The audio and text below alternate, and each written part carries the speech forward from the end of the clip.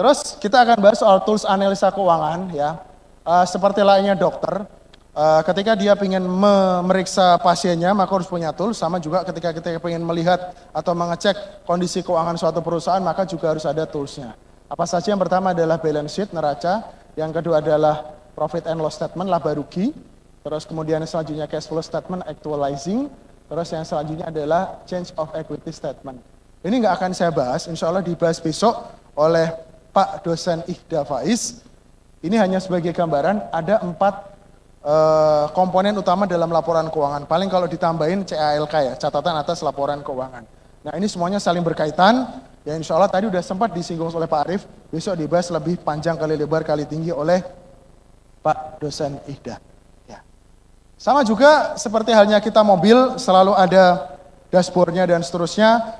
Di keuangan pun juga ada rasio-rasionya. Ini sudah coba saya kompilasikan, ada 7 rasio yang paling penting kalau kita mau garap properti syariah 2.0. Ya. Yang pertama adalah operating profit ratio, berarti keuntungan dari laba operasional, ya, efisiensi kaitannya. Yang kedua current ratio ini rasio lancar, ini adanya semuanya di neraca. Simpelnya adalah aset lancar dibandingkan dengan kewajiban lancar. Simpelnya gini. Perusahaan ini bisa bayar utang nggak sih? Gitu loh. Nah, itu namanya rasio lancar. Ya. Selanjutnya NPL, non-performing loan. Nah, saya tanya dulu nih. Di sini ada yang sudah perhitung NPL di proyeknya berapa persen?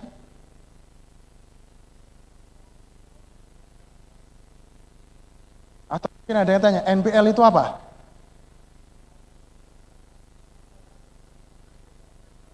Ya, kredit macet, betul ya.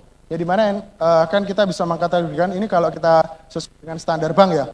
Ada call 1, call 2, call 3, call 4 sama call 5. Ada NPL net, ada NPL gross. Ya ada call 3, 4, 5 atau call 5 saja. Ya. Nah ini Bapak Ibu perlu tahu Bapak Ibu berapa. Sehingga nanti bisa dilakukan langkah-langkah. Ya, apakah itu penyelesaian atau penyelamatan. Ya. Kalau customernya ini mampu, tapi nggak mau, selesaikan aja. Tapi kalau sebenarnya dia masih mau, tapi kurang mampu, di situ ada potensi kebaikan bagi kita untuk apakah itu restrukturisasi dengan ikolah diakatkan lagi, gitu ya. Karena sebenarnya beliau bukannya nggak mau, tapi nggak mampu karena ada faktor, misal penghasilan berkurang dan seterusnya, atau sudahlah nggak mampu dan nggak mau, ini kata aja segera.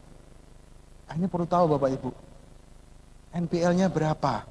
Itu kaitannya nanti dengan apa? Kaitannya dengan bad debt rasionya berapa. Tadi saya ada nyinggung dikit soal growth mindset. Nah ini sama teman-teman.